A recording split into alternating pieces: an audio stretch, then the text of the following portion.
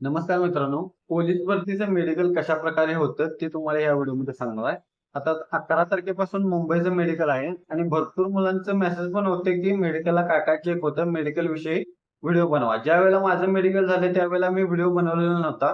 तर मित्रांनो मी आता मेडिकलबद्दल मी तुम्हाला थोडक्यात माहिती देतो. तर भरपूर मुलांच्या कमेंट असतात की माझं असं आहे, तसं आहे, ते चालेल का, हे चालेल का?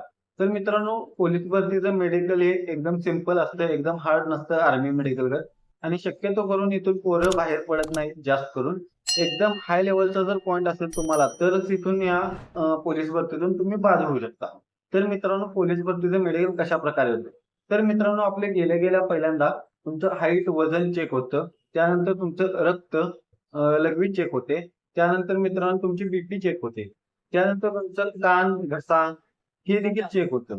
तर मित्रांनो हे नॉर्मल पॉइंट आहेत. प्रत्येकाचे चेक होतात. त्यानंतर मित्रांनो तुमचे एक-एक ठिकाणी दात पण चेक करतात. नाहीतर बऱ्याच ठिकाणी करत पण नाही. जर दात पडला असेल तरी पण चालतं मित्रांनो. एवढं काय असं हे नाही. परत एकेकांच्या कमेंट असतात की हातावर ते टॅटू आहे तर चालतं का मेडिकलला? तर मित्रांनो पोलीस भरतीला टॅटू असलेलं चालतं. ज्याला टॅटू आहे त्याने कोणतीच काळजी करू नका. तुम्हाला टॅटू जरी असला तरी देखील तुम्ही मेडिकलला फिट व्हाल. तर मित्रांनो भरपूर जणांचं कमेंट होते की माझं हा फ्रॅक्चर झाले किंवा सळी आहे पायामध्ये किंवा असं आधी ऑपरेशन झाले. तर मित्रांनो जर तुमचं ते होऊन आता बरोबर व्यवस्थित जर तुमचं असेल आणि तुमचं मोडलेलं पण असेल नंतर झाल्यानंतर तरी त्याचा देखील तुम्हाला काही प्रॉब्लेम येत नाही. तर मित्रांनो पाय तिरका असले तरी पण घोट्याला घोटं जुळतात तरी पण त्याचा देखील काही प्रॉब्लेम नाही. परत मित्रांनो डोळ्याचा जो महत्वाचा पॉइंट आहे आपल्याला तो मेडिकलमध्ये फक्त डोळ्याचा आहे. तर मित्रांनो चष्मा चालतो का? भरपूर जणांच्या कमेंट असतात. तर मित्रांनो पोलीस भरतीला चष्मा हा चालतो आणि 6x6 आणि 6x9 हे मित्रांनो जर तुम्हाला असेल तर तो तुमचा चालून जातं. पण त्याच्यापेक्षा जर वर असेल तर तुम्हाला त्यांनी ऑपरेशन करण्यासाठी टायमिंग देतात. तरी मेडिकलचा पॉइंट देतात. त्यानंतर तुम्ही ते ऑपरेशन करून तुम्ही देखील तिथे जॉईन होऊ शकता. असं नाही की तुम्हाला त्याच्यावरचा चष्मा आहे तुम्हाला डायरेक्ट काढून टाकतील असं नाही. मित्रांनो तिरकेपणा असला तर तुम्हाला तो प्रॉब्लेम येऊ शकतो डोळ्याच्या बाबतीत. आणि जर एकदम मोठा भिंगाचा चष्मा ते वापरत असाल तर थोडा प्रॉब्लेम येऊ शकतो जर तुमचं ऑपरेशन जर नाही झालं तर. बऱ्यापैकी सर्व ठिकाणी ऑपरेशन होतात आणि त्यामधून देखील पोरं बाहेर व्यवस्थित पडतात. मेडिकल फिट होतं. त्यानंतर मित्रांनो जे मेडिकलला घाबरू नका. आहे ते तुमचं द्या. तुम्हाला तिथं फळ्यावरती आपलं नॉर्मल एबीसीडी तेन असते. ती वाचा व्यवस्थित. तुमचं डोळं ते मशीनमध्ये घालून चेक करतात. त्यानंतर तुमचं ते झाले की एक-एक ठिकाणी सीटी स्कॅन होतं, एक-एक ठिकाणी होत नाही. मग शक्यतो करून सीटी स्कॅन हे होतच नसतं. तर मित्रांनो त्याचा पण एवढं काही प्रॉब्लेम नाही.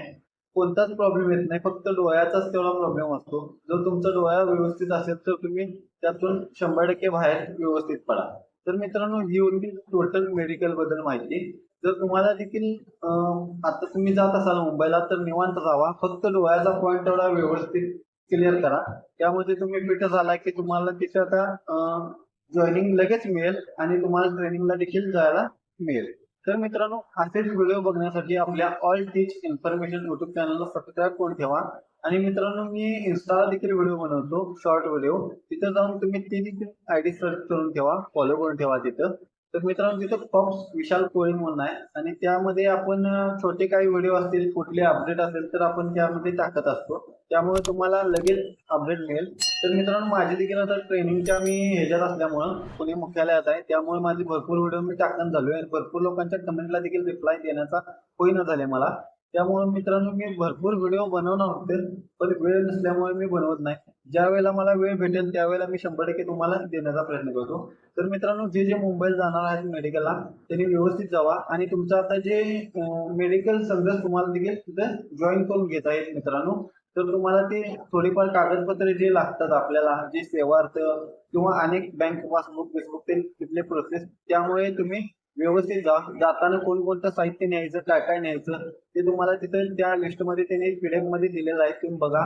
आपली जी वर्दी असते वर्दीचं पूर्ण आर्टिकल तुमचं राहण्याचं, खाण्याचं किंवा तुम्हाला जे उपयुक्त वस्तू असतात जसं की पूर्ण तुम्हाला अंघोळीपासून ते अजून कशापर्यंत पण त्या सर्वच्या सर्व घेऊन जावा. त्यामुळे ते तुम्हाला दिलेलं आहे आणि मीच ते 2000 सांगितले ते देखील घेऊन जावा. तर मित्रांनो, असेच व्हिडिओ बघण्यासाठी आपल्या चॅनलला सबस्क्राईब करा.